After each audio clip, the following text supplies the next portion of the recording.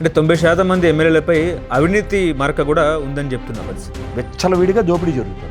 దానితో మద్యం సిండికేట్. ఇంకోసారి ఎవరైనా రాజధాని మీద ఇలాంటి అనుచిత వ్యాఖ్యలు చేస్తారా అని మీరు భావిస్తున్నారా? ఎవడన్నా మాట్లాడి నేనే చెప్తా కొడతా. ఎంప్లాయ్మెంట్ క్రియేషన్ అనేది ప్రభుత్వం 20 లక్షల మంది ఉద్యోగాలు కనిపిస్తున్నట్టు అగ్రిగేట్ 4 లక్షల మందికి ఉద్యోగాలు ఒక సంవత్సరంలో ఇవ్వాలి. ఏది అంటే జర్నలిస్ట్ డిబేట్లో కూర్చోవద్దంటారా? 18 సంవత్సరాల ట్రాక్ రికార్డ్ డిబేట్లో, 50 సంవత్సరాల పైచీలకి జర్నలిజం. నిజంగా జగన్మోహన్ రెడ్డి అన్నట్టు 2.0 ఆ తర్వాత బరాబర్ సినిమా చూపిస్తారా? ఇలానే చర్యకు ప్రతిచర్య ఉంటుందా? కనీసం డెవలప్మెంట్ మీద ఏ ప్రభుత్వం ఫోకస్ పెట్టదంటారా?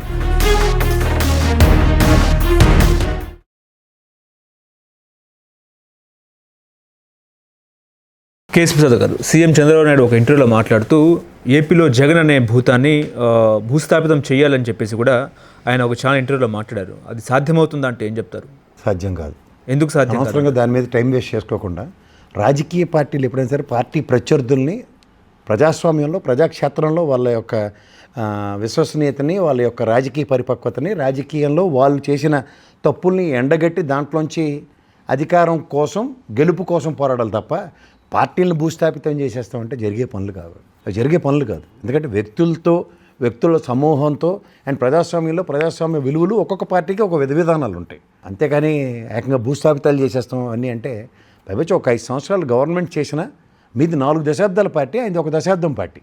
4 దశాబ్దాల పార్టీ 1 దశాబ్దం పూర్తి చేసుకున్న దాంట్లో ఒక 5 సంవత్సరాలు గవర్నమెంట్ ఇచ్చి చూపించుకుంది. ఇది ట్రాక్ రికార్డ్. అది చెప్పాలంటే చంద్రబాబు నాయుడు గారి పార్టీ కూడా తెలుగుదేశం రామారావు గారు పార్టీ స్థాపించిన మొదటి సంవత్సరంలో అధికారంలోకి వచ్చాడు ఆయన. సో ఇవన్నీ గమనిస్తున్నప్పుడు ఏంటంటే ప్రాంతీయ పార్టీలు వాళ్ళ యొక్క ప్రాముఖ్యత, వాళ్ళ యొక్క ఉనికి, వాళ్ళ యొక్క సామర్థ్యం ఏ విధంగా సంతరించుకుంటాయి అన్నదానికి ఎవరో ఒక ఇంటర్వ్యూలో కూర్చుని ఒక మాట అనేసినంత మాత్రాన భూస్థాపితం చేయడం చాలా కష్టం. దానికి తోడు ఎమ్మెల్యే 40% ఓటు బ్యాంక్ ఉన్న పార్టీ అది. దానికి తోడు మంత్రులు ఎమ్మెల్యేలు కూడా అదే మాట మాట్లాడుతున్నారు. ఏం చెప్తారు దానికి కూడా? దానికి వాళ్ళకి వెనక నుంచి డేటాలు ఇస్తున్నారు కదా, స్టాటిస్టిక్స్. 90 పైచీలకి ఎమ్మెల్యేలు సభకు నమస్కారం. ఫస్ట్ టైం ఎమ్మెల్యేలు అయితే 90% డిపాజిట్లు వస్తాయి కూడా రావని పరిస్థితులు ఇవిస్తున్నాయి సర్వేలు. అసలు గమనించుకోమనండి. ఫస్ట్ మనం గులివిందగంజ్ సామెత సంగతి తెలుసుకుంటే తర్వాత ఏదైనా సులువు అవుతుంది. ఓన్లీ పవన్ కళ్యాణ్ గారు, లోకేష్, ముఖ్యమంత్రి గారు చంద్రబాబు నాయుడు గారినే కాస్త కనికరించారు సర్వేలో. మిగిలిన వాళ్ళందరూ ప్యాథటిక్ అండ్ మెజరబుల్ కండిషన్స్ అని ఒక సర్వే ఇచ్చింది. చూసుకోమనండి ఒకసారి. అంటే రాయలసీమలో అత్యధికంగా దాదాపుగా 33 మంది ఎమ్మెల్యేలపై వ్యతిరేకత ఏ రకంగా ఏర్పడిందంటారు? అసలు ఫస్ట్ ఎగ్జిక్యూషన్ మీద ఉంటుందండి. స్థానికంగా ఈ సంక్షేమాలతో చేసిన 5 సంవత్సరాల ప్యాంపరింగ్ ప్రజలకి అది కళ్ళ ముందు కనబడినప్పుడు స్థానిక ఎమ్మెల్యే మీద దాని మీద ఇమ్మెన్స్ ప్రెషర్ పడుతుంది. పైపచ్చు ఇది ఒక ఎత్తి అయితే, సంక్షేమం ఒక ఎత్తి అయితే, రెండోది రైతు సమస్యలు ఏవైతే ఉంటాయో, ఉదాహరణకి వడ్లు కొనడం కానీ, లేకపోతే టొబాకో రైతులది కానీ, లేకపోతే పసుపు పంటలు కానీ, లేదంటే అక్కడ వాళ్ళు పంటలు పండించింది ఇమ్మీడియట్గా గొడవలకి సప్లై చేయడంలో కానీ, తర్వాత గిట్టుబాటు ధర ఇచ్చి ప్రభుత్వం పరిరక్షించడం, లేకపోతే పంట ఏదైనా అకాల వర్షాలతో వాటితో నష్టాలు వచ్చినప్పుడు వాటిని పంట బీమాలతో పరిరక్షించడం, ఇవన్నిటితోనూ ప్రజల స్వామ్యంలో ప్రజలకి ప్రభుత్వాల మీద గౌరవాలు పెరిగితే స్థానిక ఎమ్మెల్యే మీద అంతకన్నా చిత్తశుద్ధిపోయారు. ఇవి ఎప్పుడైతే ఆ గ్యాప్ వ్యాక్యూమ్ క్రియేట్ అయిపోతుందో దాంతో వాళ్ళకి ఖచ్చితంగా నెగటివిటీ యాడ్ అవుతుంది. అంటే 90% మంది ఎమ్మెల్యేలపై అవినీతి మరక కూడా ఉందని చెప్తున్న పరిస్థితి. పైశాచికంగా కోడి మీద కేజీకి 10 రూపాయలు. ఒక ఎమ్మెల్యే అయితే ముష్టోల దగ్గర కూడా కమిషన్ తీసుకుని ఇంత 1000 రూపాయలు సంపాదిస్తే అందులో 200 నాకు ఇవ్వాలన్న దరిద్రమైన బిహేవియర్లు కనబడుతున్నప్పుడు ఖచ్చితంగా దాని ఎఫెక్టివ్ మేనేజ్మెంట్ అంతా మొత్తం పార్టీ మీద, ప్రభుత్వం మీద లీడ్ అవుతాయి. అంతకన్నా ఇంకేముంది? ప్రజాప్రతినిధులు సమూహమే కదా ప్రభుత్వం. ఆ సమూహంలో ఎవడో పనికిమాలిన పని చేసినా అది మొత్తం పార్టీకి ఎఫెక్ట్ అవుతుంది. అందులో ఇసుక రీచులు, మట్టి విచ్చలవిడిగా దోపిడీ జరుగుతుంది. దానికి తోడు మద్యం సిండికేట్లు ఏం చేస్తున్నారో వాళ్ళకే తెలియకుండా విచ్చలవిడితనం పేటరేగిపోతుంది.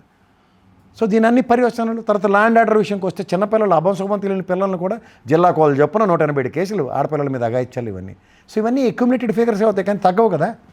అందులో అయిపోయిన వాటి మీద యాడ్ అయినంత పలానా నియోజకవర్గం పలానా ఎమ్మెల్యే అంటారు. అక్కడ రక్షించబడేవాడు భక్షకుడు అన్న కాన్సెప్ట్ డ్రైవ్ అవుతుంటే ఏం చేస్తారు? దానితో పోలీసుల మీద విపరీతమైన ప్రెషర్ ఉంది. వాళ్ళు మాత్రం ఎంతకని చేస్తారు? మొన్న భరత్ గారు లాంటి MP, Vizag MP 80% bureaucrats are corrupted అన్నాడు. ఇంకేం చెప్పాలా? సో ఇలాంటి డెలిబరేషన్స్ ఉన్నప్పుడు సమన్వయ లోపమే కదా. అధికారగణం ప్రజాప్రతినిధుల సమన్వయంతోనే ముఖ్యమంత్రి గారు కానీ లేకపోతే క్యాబినెట్ కానీ సక్రమంగా పరిపాలించగలుగుతుంది. అది ఎప్పుడైతే జరగట్లేదు. రెడ్ జోన్లో కూడా 4 మంత్రులు ఉన్నారు అంటూ కూడా మాట్లాడుతున్నారు. అబ్వియస్లీ ఉంటారండి. అందులో ఫస్ట్ టైమర్స్ అందరికీ చాలా తీవ్రంగా ఉందంట పరిస్థితి. నెక్స్ట్ ఎలక్షన్స్కి డిపాజిట్లు వస్తాయో లేదో కూడా కష్టంగా ఉందంట. ఈ 1 yearలో ఇంత వ్యతిరేకత ఏ రకంగా మూట కట్టుకుందంటే ఏం చెప్తారు? పర్ఫార్మెన్స్ అండి. బాలేదంటారా సీఎం చంద్రబాబు నాయుడు పర్ఫార్మెన్స్? ఆయన ఒక్కరు చేస్తే కాదు కదా, సమిష్టి కృషి కావాలా. ప్రభుత్వ విధానాలు గ్రౌండ్ లెవెల్లోకి రీచ్ అవుతున్నాయా లేదా అన్నది చూడాలి. ఆ గ్రౌండ్ లెవెల్లోకి రీచ్ అయ్యే కార్యక్రమాలకి they are taking their own course of time. మీకు అదే చెప్తున్నాను కదా, సంక్షేమం అన్న దగ్గర నవరత్నాలు కన్స్టెంట్గా ఉంటాయి. అంతకన్నా మేము పెంచిన వాటితో అన్న భరోసాతో వీళ్ళు ప్రభుత్వంలోకి వచ్చారు. పెంచడం మాట దేవుడు వరకు అదర్ దెన్ పెన్షన్ ఈ 9 ఎత్తుపోయినట్టే కదా, 8 ఎత్తుపోయినట్టే కదా. ఆ 8కి సమాధానం ఏది? ఓ పక్క ఫీజు రీఎంబర్స్మెంట్, ఓ పక్క ప్రజా సమస్యల్లో డిఎస్సి నోటిఫికేషన్ మీద ఈ రోజుకి కూడా ఎగ్జిక్యూషన్స్ కదలట్లే. సో ఎంప్లాయ్మెంట్ క్రియేషన్ అనేది ప్రభుత్వం 20 లక్షల మంది ఉద్యోగాలు కనిపిస్తున్నట్టు అగ్రిగేట్ 4 లక్షల మందికి ఉద్యోగాలు సంవత్సరంలో ఇవ్వాలి. ఏది?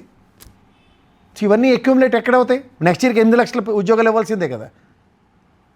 నిరుద్యోగ వృత్తి 50 సంవత్సరాలు వచ్చిన వాళ్ళందరికీ పెన్షన్లు ఇస్తూ ఉన్నారు, బీసీలు ఎస్సీ ఎస్టీలకి. ఏది? ఇవన్నీ ప్రజల మీద చూస్తున్నప్పుడు ప్రభుత్వాల మీద భారాలు పడతాయి. అవన్నీ ఎవరికి లీడ్ అవుతాయి? స్థానిక ఎమ్మెల్యేల మీద. ఇప్పుడు ఉదాహరణకి బీసీ మంత్రి ఉంటాడు, బీసీ నిధుల నుంచి మాకు ఎందుకు పెన్షన్ ఇవ్వట్లేదంటే బీసీ మంత్రి మీద ప్రభావం పడినట్టే కదా.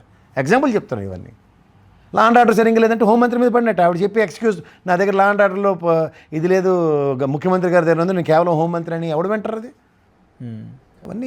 ఇవన్నీ accumulated nonsense to the government. Accumulated నాన్ సెన్స్తో రెప్రికేషన్స్ డౌన్ సైజ్ అవుతూ ఉంటాయి ఎక్స్పెక్టేషన్స్.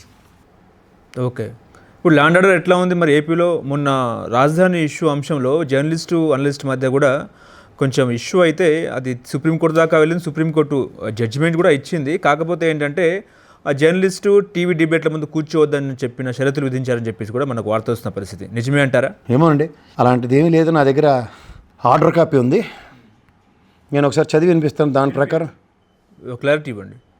దాని ప్రకారం అది ఏమవుతుందో ఒకసారి చెప్తే ప్రజలకు అర్థమవుతుంది కదా. అంటే జర్నలిస్ట్ డిబేట్లో కూర్చోవద్దంటారా? అందుకేనండి ఒక నిమిషం, ఇది ఆర్డర్ కాపీ చూస్తే గౌరవ సుప్రీంకోర్టు ఇచ్చిన ఆర్డర్ ఇది.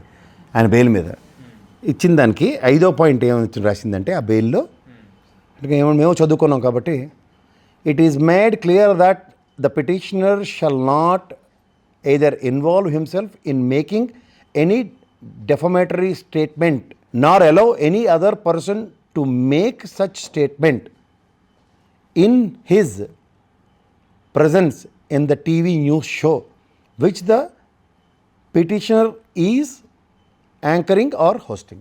అంటే ఏంటి? హెన్స్ ఫోర్త్ జరిగేదానికి కూడా చేతావని ఇచ్చింది గౌరవ సుప్రీంకోర్టు.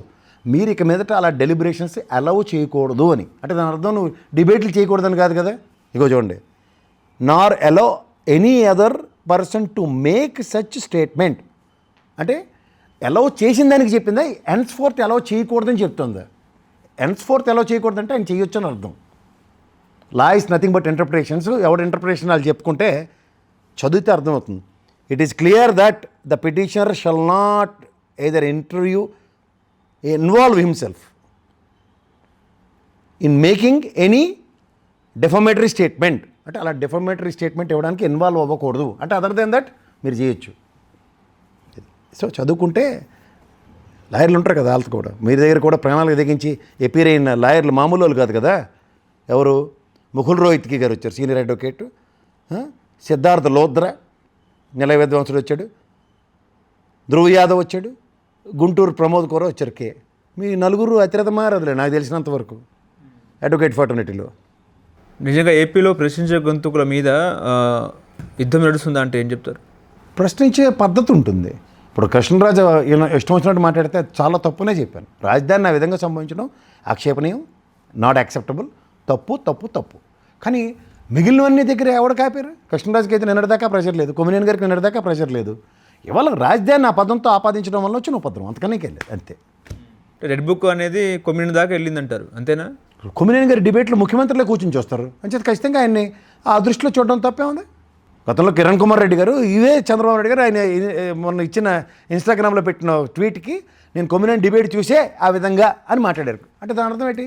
కొమ్మినేని గారి డిబేట్లో ముఖ్యమంత్రి స్థాయి కలిగిన వ్యక్తులు చూస్తారని అర్థం. అది నాకు తెలుసు ఎప్పటి నుంచో.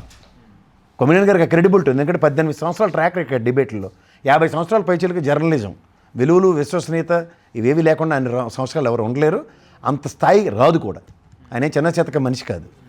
ఇంకోసారి ఎవరైనా రాజధాని మీద ఇలాంటి అనుచిత వ్యాఖ్యలు చేస్తారా అని మీరు భావిస్తున్నారా? ఇదంతా కూడా జరిగిన తర్వాత కూడా ఎందుకు చేస్తారు? రాజధాని అంటే నీ సార్వభౌమత్వం. రాజధాని గజెట్ తీసుకొచ్చి ఇది అమరావతి శాశ్వత రాజధాని అని చెప్పమని వాళ్ళని ఎవడన్నా మాట్లాడితే నేనే చెప్తా కొడతాను ఫస్ట్, ఇంకో దాకా అక్కర్లే. అది మన ప్రైడ్ అండి రాజధాని. వాళ్ళ హైదరాబాద్ నా రాజధానికి, తెలంగాణకి ప్రైడ్గా చెప్తాను. అలాగే అమరావతి ఆంధ్రప్రదేశ్ రాజధాని ప్రైడ్గా చెప్పాలంటే ప్రభుత్వం ఏం చేయాలో చేయండి. శాశ్వత రాజధాని అని గజెట్ తీసుకొచ్చి పెట్టండి. ఎవరికి అప్రహెన్షన్స్ ఉండవు. అవి జరగకుండా ఏడ్చుకుంటూ అంతలేని కాదు జయప్రద స్టోరీలు చెప్పుకుంటూ అలా అక్కడ ఈయన్నాడు ఎల్లయ్య పొల్లయ్య అన్నాడు మనకెందుకు అవన్నీ టైం వేస్ట్ తప్ప ఇంకేం లేదు.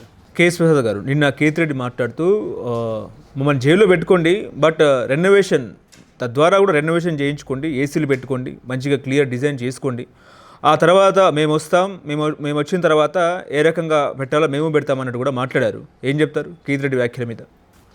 వ్యక్తిగతం, ఒక్కొక్కరితో ఒక్కొక్క బంధం ఉంటుంది. ఇప్పుడు లోకల్గా కొన్ని జరుగుతున్నాయి. ఆ లోకల్గా జరుగుతున్న ఫ్రిక్షన్స్కి ఎవరి లెవెల్లో వాళ్ళు అడ్రస్ చేస్తున్నారు. ఇప్పుడు నువ్వు గాంధీ మార్గంలో వెళ్తే అందరూ గాంధీ మార్గంలోనే ఉంటారు. గాంధీ మార్గం కాకుండా నువ్వు నేతాజీ సుభాష్ చంద్ర బాటలో నడుస్తారు అని దేశం అంతా పిలుపునిచ్చినప్పుడు obviously you have to walk on the same path.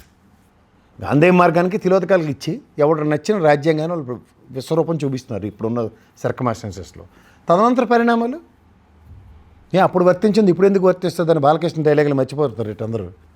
ఆ సినిమా అందరూ చూస్తారు కదా. రెడీ అవుతున్నారా వైసీపీ నాయకులందరూ కూడా? ఏమో అండి, ఎవరు రెడీ అవుతారు? ముందు ఎలక్షన్లు గెలాలి కదా. ఎలక్షన్లు రెడీ అయిన తర్వాత అందరూ గెలిచిన తర్వాత అప్పుడు ఎవరి ప్రయత్నాలు వాళ్ళు చేసుకుంటారు. ఎవరు ఏం చేస్తారో కూడా ఊహకు అందవు అవి. ఫస్ట్ ఆఫ్ ఆల్ వాళ్ళు లీడ్లోకి వచ్చి గెలుస్తున్నాం అన్నది వచ్చిన తర్వాత మాత్రం డిఫరెంట్ ఇండికేషన్ అది. ఖచ్చితంగా చాలా ఒళ్ళు దగ్గర పెట్టవలసి ఉంటుంది లా అండ్ ఆర్డర్ విషయంలో. పోలీస్ డిపార్ట్మెంట్కి అయితే హెక్టిక్ టాస్క్ ఉంటుంది. అంతే అంటారా? ఖచ్చితంగా మామూలు టాస్క్ కాదు. ఊహించుకోవడం కూడా ఊహకు అందవు బేబీ. నిజంగా జగన్మోహన్ రెడ్డి అన్నట్టు 2.0 ఆ తర్వాత బరాబర్ సినిమా చూపిస్తారా? ఇలానే చర్యకు ప్రతిచర్య ఉంటుందా? కనీసం డెవలప్మెంట్ మీద ఏ ప్రభుత్వం ఫోకస్ పెట్టదంటారా?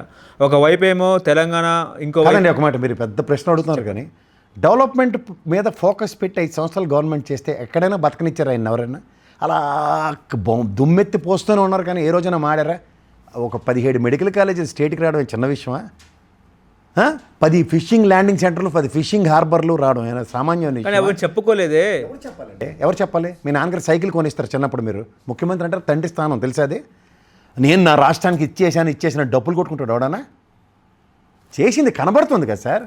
ఉద్దానంలో మెడికల్ కాలేజీ కనబట్టలేదా? మన్యం జిల్లాలో మెడికల్ కాలేజీ కనబట్టలేదా? నంద్యాలలో శిల్పారావి పోరాటాలతో సాధించుకున్న మెడికల్ కాలేజీ కనబట్టలేదా? రోడ్లు బాగాలేవు కదా. రోడ్ల గురించి చెప్పారు కదా, బాగా చెప్పారు సార్, చాలా బాగా చెప్పారు. ఇప్పుడే ఒకటి చూపిస్తారు, చాలా బ్రహ్మాండంగా. రోడ్లు బాగలేవు. ఒక రోడ్డు, మీరు జర్నలిస్టే కదా సార్, రోడ్లు బేసిక్ టెన్యూర్ ఎంత అండి?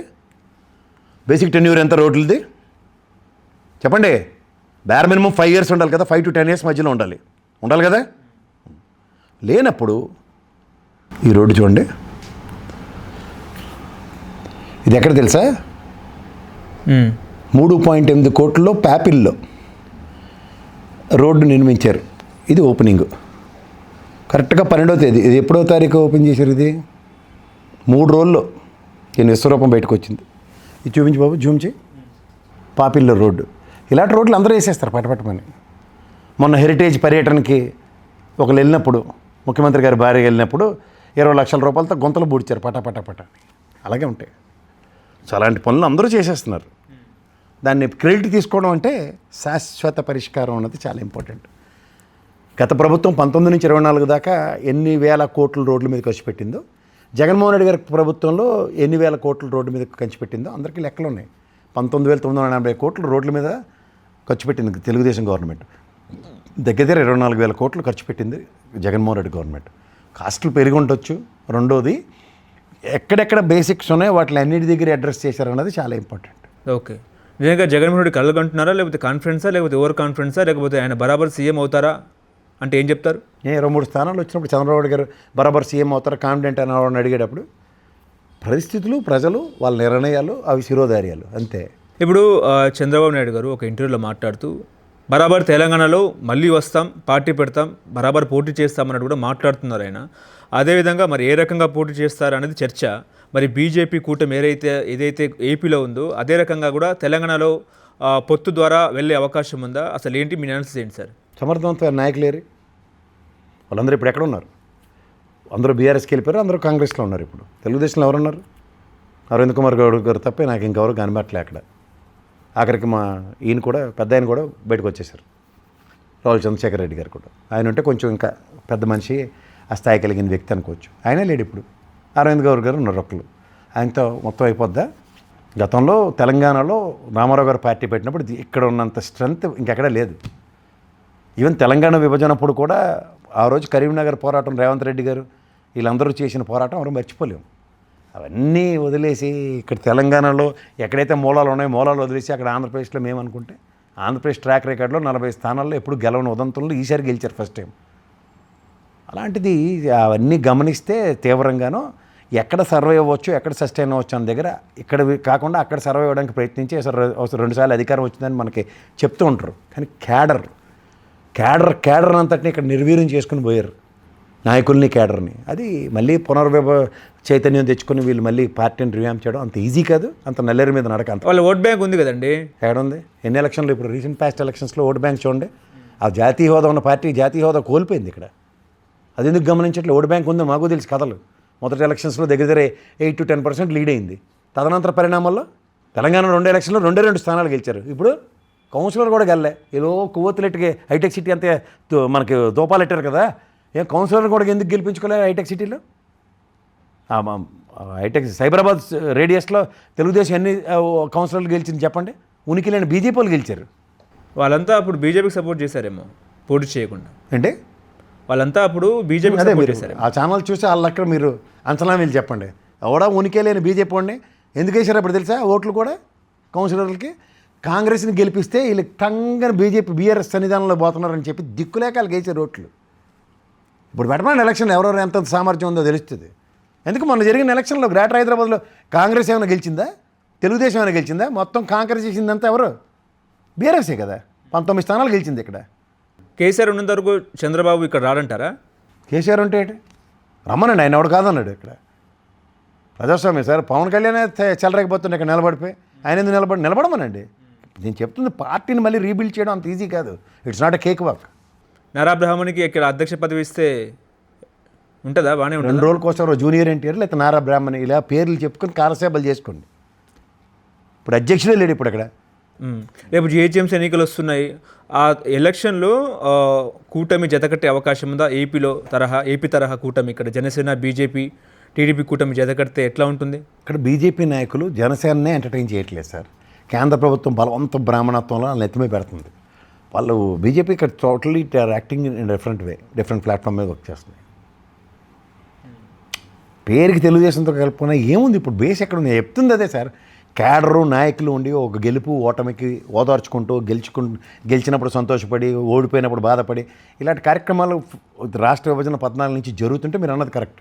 అవేవి లేకుండా పార్టీ అవి ఏదో అలా రోజు చూసుకుని వెళ్ళిపోయేలాగా ఇప్పుడు అంతా సోషల్ మీడియా నడిపించుకుంటారు. దాంట్లో అంటే తెలంగాణ ప్రజలు కూడా బీఆర్ఎస్ని 10 సంవత్సరాలు చూశారు, కాంగ్రెస్ని కూడా 5 సంవత్సరాలు చూస్తారు. రేపు భవిష్యత్తులో ఇంకో ఆల్టర్నేట్ పార్టీ అంటే వీళ్ళ వైపు చూసే అవకాశం లేకపోతే చూడలేదటే. సమైక్య రాష్ట్రంలో వీళ్ళు తెలంగాణకి ఏటి ఉద్ధరించి వెళ్ళలేరు. కొత్తగా మళ్ళీ చూడలేటే. ఇప్పుడు తెలియని కొత్త కదే అమ్మ పుట్టిన మేనమామ గారు కదన్నట్టు తెలంగాణలో పుట్టి పెరిగిన పార్టీ అది. ఇక్కడ తెలంగాణ వాళ్ళు హక్కుని చేర్చుకుని నా బీసీలు అన్న దగ్గర రామారావు గారికి పెద్ద పెట్టేసిన ఇక్కడ ఉన్న ఇది ప్రజలు. అలాంటిది వాళ్ళని ప్రజలకు గాలి కుదిరేసి వాళ్ళు ఇష్టం వచ్చినప్పుడు వచ్చి మళ్ళీ నేను రాజకీయాలు చేస్తాం, వ్యాక్యూమ్ క్రియేట్ చేస్తాం అంటే బీఆర్ఎస్ పార్టీకి ఈసారి ఎలక్షన్ పెట్టమని ఎలాగుంటుందో చూపిస్తారు సినిమా. ఓకే, వెళ్ళి గ్రామాల్లో తిరిగిరండి. మీరు ఎక్కువ తిరుగుతారు కదా సార్. నందు ఇక్కడ ప్రతి నియోజకవర్గంలో తిరగడం అలవాటు కదా. ఒకసారి ప్రజాస్వామ్యంలో ప్రజల మీద వ్యతిరేకత ఎలా ఉంది ఈ ప్రజాప్రభుత్వం మీరు చూడమనండి ఒకసారి. ప్రజల ప్రతిస్పందన వినండి ఒక్కొక్కరిది. ఇప్పుడు మొన్నేమో తెలంగాణ విషయానికి వస్తే తెలంగాణలో కాళేశ్వరం విచారణ అన్నారు. కేసీఆర్తో అది పూర్తయిపోయిన నేపథ్యంలో ఇవాళ ఫోన్ ట్యాపింగ్ వ్యవహారము ఇందాక కేటీఆర్ మాట్లాడుతూ నన్ను కూడా అరెస్ట్ చేస్తారేమో అన్నట్టు కూడా ఆయన మాట్లాడారు. ఫోన్ ట్యాపింగ్ వ్యవహారము కాళేశ్వరం విచారణ. ఫోన్ ట్యాపింగ్లో కదా రేవంత్ రెడ్డిని తిట్టడం దాని మీద అరెస్ట్ చేస్తారు. ఫోన్ ట్యాపింగ్లు ఇవన్నీ పెట్టగలరు. ఫోన్ ట్యాపింగ్ నిజంగా అయితే వచ్చి రాగానే ఎయిర్పోర్ట్లో రెడ్ కార్నర్ నోటీస్ ఉంది నీ మీద లోపటేయడం మానేసి అలిసిపోయావు బాబు 4 గంటలు రెస్ట్ తీసుకుంటారా, ఇవాళ రావా రేపు రానా అన్న అని ఇదేం దిక్కుమాలు విచారణ నాకు అర్థం కదా. ఫోన్ ట్యాపింగ్లు చేయకుండా ఏ ముఖ్యమంత్రి పరిపాలించేస్తాడు చెప్పండి ఒకసారి. లాండ్ ఆర్డర్ని కంట్రోల్ చేయాలంటే ఖచ్చితంగా ఇలాంటి హైదరాబాద్లో అటు సెన్సిటివ్ ప్లేస్లో ఫోన్ ట్యాపింగ్లు అనేవి జరగకుండా ఏ ప్రభుత్వం చేయలేదు. నిన్న ఇచ్చింది రెడ్ జోన్ కింద కేంద్ర ప్రభుత్వం ఆదేశాలతో ఇక్కడ ఫోన్ ట్యాపింగ్లు ఖచ్చితంగా జరుగుతాయి. ఆ టవర్లు దేనికి కట్టారు? రోడ్ నెంబర్ 12లో ఇలా చిట్టుక్కుమన్న ప్రతిదీ పోలీసుల పర్యవేక్షణలో ఉంటుంది. ఓహో పట్టుకొచ్చారండి ఆడ కూర్చొని సాగర్లో పట్టించారట, డిస్కులు కాల్చారంటే ఒక మిషన్ ఉంటుంది. ఆ మిషన్ అయిపోయిన తర్వాత కాల్ చేస్తారు, అంతే అయిపోద్ది. ఎందుకు కాల్చామంటే ఏడు కాల్చారు? ఎవడైనా కంప్లైంట్ ఇచ్చాడా? అరే సినిమా యాక్టర్లు ఈ రంగు డ్రెస్లు వేసుకున్నారు, ఆ డ్రెస్లు వేసుకోమన్నారట. ఇవన్నీ కంప్లైంట్లు ఎవడైనా ఏ హీరోయిన్ ఇచ్చిందా? లేదంటే ఎవడైనా కాంట్రాక్టర్లు అరే బాబాయ్ మా దగ్గర ఇంత దోచేశారు, పోలీసులు ఫోన్లు వచ్చే బెదిరిపోయామని ఎంతమంది ఉన్నారు కదా తీసి మార్కాలి. ఇప్పుడు కాంగ్రెస్ వచ్చింది కదా గవర్నమెంట్కి, ఇదే కాంగ్రెస్ గవర్నమెంట్ కర్ణాటకలో రామకృష్ణ హెగ్డే ఇప్పుడు లాంటి మొబైల్ కాదు ల్యాండ్ లైన్ ఫోన్ ట్యాప్ చేసిరండి, పదవీచ్యుతుని చేయించింది. ఇది కాంగ్రెస్ సామర్థ్యం. ఇదేటి ఇక్కడ ఈ శరతలపారావు కథలు చెప్పుకుని తిరుగుతున్నారు, భుజంగరావు, తిరుపతిరావు, ప్రభాకర్ రావు. నాకెందుకు ఈ అరికథ కాలక్షేపాలు? ప్రభాకర్ వదిలేస్తారా లేకపోతే అరెస్ట్ చేస్తారా? ఊరిస్తే వదిలేస్తారు, ఉరిశిక్ష చేస్తారు, సస్తారు. నాకెందుకండి అది? దానివల్ల అవడకోపయోగం. ఒక కంప్లైంట్ అవడేమని దాని మీద ఏమి యాక్షన్లు తీసేసుకుంటారు? ప్రభుత్వం ఖచ్చితంగా పనిచేస్తుంది, ఫోన్ ట్యాపింగ్లు చేయిస్తుంది. ఎవడెవడో నిఘా సంస్థలకు సంబంధించిన అంశాల్లో కేంద్ర ప్రభుత్వ డైరెక్షన్లో ఆర్టికల్ 4 అనుకుంటాను ఫెడరల్ సిస్టంలో, దానికి కూడా డిస్క్రిప్షన్ ఉంది. They can do it. కానీ ఫోన్ ట్యాపింగ్ చేయడం కరెక్ట్ తప్పు కాదండి. ఎందుకు తప్పు? నువ్వు ఇక్కడ బాంబులు పెడతాం, దాని మీద ప్రభుత్వం నిఘా లేకుండా మన యాక్టివిటీస్ని పరిశీలించకుండా ఉపద్రవాలు ప్రజలకు తీసుకొస్తారా? భార్యాభర్తల మాటలు కూడా వింటారా అండి? ఈ టాగునింతలు రా ఆ తపేల ఛానల్ రాత్రి ఇదే భార్యాభర్తల సంభాషణలు విన్నారట. అడిగి సోఫాల కింద కెమెరాలు పెట్టడం అలవాటు కదా, కాన్వర్సేషన్లు ఏమన్నా వింటున్నాను. పీసీసీ అధ్యక్షుడు చెప్పారు, ఇప్పుడు సీఎం రేవంత్ రెడ్డి చెప్పారు. సార్ రేవంత్ రెడ్డి గారిది ఫోన్ ట్యాపింగ్ ఏం జరిగిందంటే ఎర్రబెల్లి దయాకర్ ఎత్తేస్తే ఫోన్ ట్యాపింగ్ చేస్తే తీసుకెళ్ళి కోడిపేటలో దొరికాడు ఆయన 50 లక్షల క్యాష్తో. అలాంటిది ఉందని ప్రూవ్ చేయమనండి, సబ్స్టాన్షియల్ ఎవిడెన్స్ ఇస్తూ ఆయనదే ప్రూవ్ చేయమనండి, అయిపోద్ది 2 నిమిషాల్లో కదా. దానికి ఊరికే ఎందుకు ఈ పంచాయతీలు? అంటే మొన్న కేటీఆర్ తిట్టినందుకే సీఎం ఫీల్ అయినారా? అదే దాని మీద కేసు పెట్టారు కదా ఇప్పుడు. KTR abusive language and CM అన్న దాని మీద కేసు నడుస్తుంది ఇప్పుడు. దానికి మళ్ళీ కాపకం వచ్చింది కాబట్టి ఈ రేసుకొస్తారా అంటే మళ్ళీ అదే చెప్తాడు, అవును మున్సిపల్ శాఖ నుంచి డబ్బులు ఇచ్చాను అయితే ఎటు చేయమంటాం అంటాడు, అయిపోయింది. నిజంగా ఈ ఫార్ములా రేస్లో అవినీతి జరిగిందంటారా? 55 కోట్లు కేసీఆర్ ఖాతాలో వెళ్ళిందంటారా? సీబదులు ఎక్స్ట్రాకర్ నుంచి ఇలా డబ్బులు అయితే మున్సిపాలిటీ కమిషన్ దగ్గర నుంచి డబ్బులు నా అకౌంట్లో వేసి నేను వాడేసుకుంటానంటే ఇదే ప్రజాస్వామ్యం అంటే ఇలా ఉండదు. ఎవడైనా ప్రజాస్వామ్యంలో మిఠాయి అన్నది ఎలా ఉంటుందంటే కాంట్రాక్ట్ ఎవడ మోకానికి పడేస్తే 5 నుంచి 10-20% అడుక్కుంటారు. అదే దాంట్లోనే మిఠాయిలు పట్టుకోగలిగే దమ్ము ధైర్యం ఎవరికైనా ఉంటే రండి. అంతేగాని ఎక్స్చక్కర్ నుంచి డైరెక్ట్గా డబ్బులు తీసుకున్నారు ఇలాంటి ఫాల్స్ నెరేషన్స్తో కనుక ఎవడ మీద అపవాదులు వేసుకుంటే ఈ జన్మకు కాదు కదా వచ్చే జన్మకు కూడా ప్రూవ్ చేయలేరు ఎవరు. టైం వేస్ట్ ఇది. ఓకే అవునాడు కేసీఆర్ కానీ కాళేశ్వరం పిలిచారు కదా, పిలిచి పంచాయతీలు పెట్టారు, ఉరిశిక్ష చేసింది కేసీఆర్కి. మాకేంటి కాళేశ్వరం మేడిగడ్డ ప్రాజెక్టులు మా డబ్బులతో కట్టినవి, దాని మరమ్మతులు చేయవలసిన బాధ్యత ఈ ప్రభుత్వానికి ఉందా లేదా? మేము మరమ్మతు చేయించి ఎరగొట్టే డయాఫ్రమ్ వాళ్ళం మరి తీసుకెళ్ళి బాగు చేయించుకుంటే తగరాలేందుకు? కేసీఆర్ని విచారణ, నేను ఇల్లు కట్టుకుంటాను నా తాపీ మేస్త్రి గడ్డ దాంట్లో రీఎన్ఫోర్స్మెంట్లు సరిగ్గా వేయకుండా కాంక్రీట్ సరిగ్గా కలపకుండా దాన్ని కూలిపేసి వస్తుంది. ఓనర్ నన్ను అరెస్ట్ చేసి తేడి చేయాలి. డిజైన్ ఇచ్చింది వాడు, డిపిఆర్ అప్రూవ్ చేసింది వాడు. కేంద్ర ప్రభుత్వం డిపిఆర్ అప్రూవ్ చేయకుండా ఎవడు పడితే ఆడు స్టేట్లో ఏది పడితే అది కట్టేసుకోవచ్చు అనుకుంటున్నారు అందరూ. తెలిసేది ఎవరికైనా? మనకి కృష్ణా గోదావరి ఇంత ప్రవహిస్తున్నాయి, ఎక్కడికక్కడ చెక్ డ్యాములు కట్టినట్టు కట్టలేకపోతున్నాం ఎందుకు? ఆ డిపిఆర్ క్రియేట్ చేసిందే కర్త కర్మ క్రియ కేసీఆర్ అని చెప్పేసి ఆయన ఒప్పుకున్నట్టు కూడా ఇటు రేందర్ చెప్పిన జరిగింది. అవునండి, నేను డిజైన్ నాది, నా ఇంటికి నా కబోర్డ్లు ఇలా కట్టుకుంటాను, నేను డిజైన్ ఇచ్చాను. కానీ సరే ఈ పిల్లల మధ్యలో కబోర్డ్ కట్టలేమని ఆడు చెప్పాల్సిన బాధ్యత ఎవరిది? డిపిఆర్ అప్రూవ్ చేసేవాడిది. మీకు అర్థమవుతుందా? కేసీఆర్ గారి డిజైన్ ఇలా 10 పిల్లర్లు కావాలి లేకపోతే 50 పిల్లర్లు కావాలి సార్, దీనికి ఈ డెన్సిటీ ఈ ల్యాండ్ సాయిల్ ఇలా ఉంది సాయిల్ టెస్టింగ్లో మీరు చెప్పిన 10 కాదు సార్ 15 పిల్లర్లు వేయాలి లేకపోతే 20 పిల్లర్లు వేయాలి. ఆయన చెప్పకుండా నేను చెప్పిందే 10 పిల్లర్లు నేనే ఇంజనీరింగ్ చెప్తాడు ఎవడనా? మరి ఇదే ఉత్తమ్ కుమార్ రెడ్డి పారిపోయింది కదా రోజు, ఇదేంటి నాకు అర్థం అవ్వట్లేదని. ఇదే ప్రాణహిత చేవలకి కాంగ్రెస్ ఆయనలో రాజశేఖర రెడ్డి గారు దాని జాతీయ హోదా సంతరించుకుందారు, ఆ మానవుడు చనిపోయాడు. తదనంతరంలో కాంగ్రెస్ ఏది బాధ్యత? పోలవరం ఒకటి జాతీయ హోదా ఆంధ్రాకి ఇచ్చేస్తే తెలంగాణకి జాతీయ హోదా ప్రాజెక్టు. అప్పుడు ఏం చేయాలా? చచ్చినట్టు మన స్టేట్లో మనం నానా తిప్పలు పడి మన డబ్బులతో మనం కట్టుకున్నాం. 12 లక్షల ఎకరాలు సాగైంది దాని కిందన, మర్చిపోయారు అందరూ. డ్యామేజ్ జరిగింది, ఐమ్ నాట్ కాంట్రాడిక్టింగ్ దట్. డ్యామేజ్ని రెక్టిఫై చేయాల్సిన బాధ్యత మీ మీద ఉంటుందా ఉండదా? శ్రీశైలం ప్రాజెక్ట్ డ్యామ్ కింద ఇంత గోతులు పడి ఉన్నాయి, దాని పూడికలు దాన్ని పోడ్చవలసింది సిమెంట్ కాంక్రీట్ పనులు చేయాలక్కర్లేదా? ఎస్ఆర్బీసీలో ఇంకా ముద్దాలు తీయలేదు. ఇరిగేషన్ శాఖకి ప్రాపర్ అలొకేషన్స్ ఇచ్చి వాటిని దాన్ని ఏమంటారు మెయింటెనెన్స్ అన్నీ అబ్జర్వ్ చేస్తే ఇలాంటి ఉపద్రవాలు రావు. వాళ్ళు ఇంకా ప్రిపేర్ అవ్వలేదేమో. ఎప్పటికి వచ్చి జన్మకోతారా? 5 ఏళ్ళు 10 ఇయర్లో సంవత్సరం ఎత్తిపోయింది ఆల్రెడీ. ఈ 3 నెలల్లో మాకేటి ఉద్ధరిస్తారు వీళ్ళు? విచారణలు కోర్టులు రోజు తిప్పుకుని మాకేటి సంబంధం దాంట్లో? కేసీఆర్ని విచారించుకోండి, కేటీఆర్ని విచారించుకోండి, కవితను తీసుకెళ్ళి విచారించుకోండి, మాకెందుకు అవి? ప్రజాధనం దుర్వినియోగం చేస్తారనేది చర్చ. ప్రూవ్ చేయండి, ప్రూవ్ చేయకుండా మాకెందుకు తగరాలి? అందుకే కమిషన్ పెట్టారేమో. ఇప్పుడు సంవత్సరం బట్టి పేరెంట్ వాళ్ళు పిలిచినట్టు పిలిచి వాయినాలు ఇచ్చినమ్మ వాయినం పుచ్చినమ్మ వాయినం అని చెప్పి కబుర్లు చెప్పుకోవడాక. ప్రభాకర్ రావు ఫోన్ ట్యాపింగ్ అడు అమెరికాలో సిక్కెడిపోయి రాడట, ఏటిది అదేది అని ప్రపంచం తిరగెట్టేశారు. వచ్చిన తర్వాత తీసుకెళ్ళి లోపట ఏంట్రా బాబు అంటే ఆయన ఇప్పటికి లోపలికి వేయకుండా సాయంత్రం వస్తావు బేబీ, రేపు పొద్దున వస్తావు బేబీ అని ముద్దులాడుతున్నారు. వీటిని విచారణలను పేర్లు పెట్టి మీలాట వాళ్ళు నల్లట వాళ్ళు గాబరాలు పడాలి. అదృష్ట శక్తి ఆపుతుందేమో. ఏటా అదృష్ట శక్తి, తెలియని అదృష్ట శక్తి. అది కాంగ్రెస్, ఇది బీఆర్ఎస్. కాంగ్రెస్ వాడికి ఏమైనా బీజేపీతో లాలూచీలు ఉంటాయా? అవునండి, ఒక నిమిషం. మొన్న ఇచ్చారు కదా గాలి జనార్దన్ రెడ్డి గారికి బెయిల్ ఇచ్చి లోపల వేసేస్తారా బాబు, యావజ్జీవ శిక్ష చేశారని చెప్తే బీజేపీ ఏం అనగానే హైకోర్టులో ఎత్తేసారు దాన్ని. అలాగే ఉంటుంది చెప్పమనండి. వాషింగ్ పౌడర్ నిర్మా బ్యాచ్ వాడు లేడు కదా ఇక్కడ. ఆగర్భ శత్రువులు కదా కాంగ్రెస్ బీజేపీ.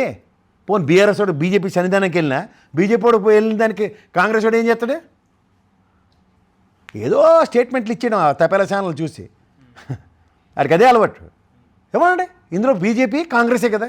బీఆర్ఎస్ పోనీ ఉదాహరణకి బీజేపీ దగ్గరికి వెళ్ళినా why the hell they need to entertain as far as Congress is concern. చెప్పండి. నిజంగా ఇప్పుడు కాళేశ్వరం ఎపిసోడ్ పూర్తిగా ముగిసినట్టే అనుకోవచ్చా? ఏటి ముగిసిపోద్ది? కేసీఆర్ని పిలిచి ఏంటంటే నాకు తెలియదంటే ముగిసిపోయిందంటే మరి ఎందుకు ఎన్నాళ్ళు అడవుడే? ఫస్ట్ రిపేర్ చేయండి దాన్ని.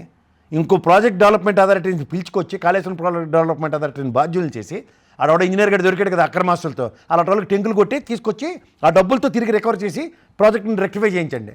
ఇవి చేస్తున్నది ఈ ప్రభుత్వం అంటే ఎస్, దాని మీద కన్సర్న్ పెరుగుతుంది మాకు. ఇది చేయవలసిన పని. అంటే అంచనా ఎట్లా పెంచారనేది చర్చ. 60,000 బడ్జెట్, ఆ తర్వాత 80,000 కోట్ల బడ్జెట్, ఆ తర్వాత 1,00,000 కోట్ల బడ్జెట్, 1,50,000 కోట్ల బడ్జెట్ అని చెప్పి. దానికి తెలిసి నాకు తెలిసి నేను అన్ని బడ్జెట్లు ఫాలో అయ్యాను. 69,070 కోట్లు ఎంత ఖర్చు పెట్టారు దానికి చెక్ చేసుకోండి. ఎక్స్చెక్కర్కి వెళ్ళి ముఖ్యమంత్రి గారు కదా సార్ ఇప్పుడు ఉన్నది రేవంత్ రెడ్డి గారు. సీఎంఓ ఆఫీస్కి ఒకసారి ఇరిగేషన్ శాఖ నుంచి కాళేశ్వరం ప్రాజెక్టు మీద ఎంత తగలెట్టారో తెచ్చి నా మోహన పెట్టండి అంటే పెట్టి ఆ ఫిగర్ నీకు ప్రెస్ మీట్ పెట్టి గో ఈ ఫిగర్ దీనికి ఎంత డీవియేషన్స్ ఇంత ఖర్చు అయింది ఇంత కాదు, ఇది ఫ్రాడ్ జరిగింది, ఈ ఫ్రాడ్ మేము ఐడెంటిఫై చేసాం. ఆడవాడు ఇంజనీర్ గడి దొరికాడు అక్రమ ఆస్తులు, ఆడి దగ్గర జల్లకొట్టి ఇంత లాక్కున్నాం, కేసీఆర్ ఇంత ఫ్రాడ్ చేశాడని అపవాదు అవునో కాదు చెప్పను.